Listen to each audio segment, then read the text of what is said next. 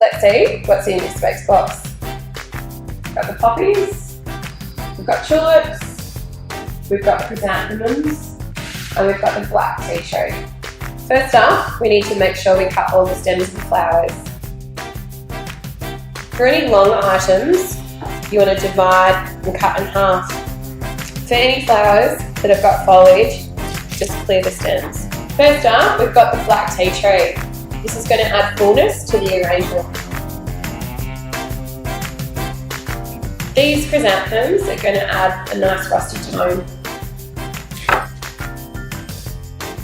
Next we've got the tulips.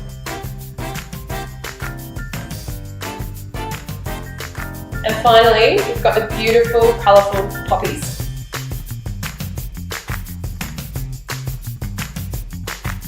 And that's this space box.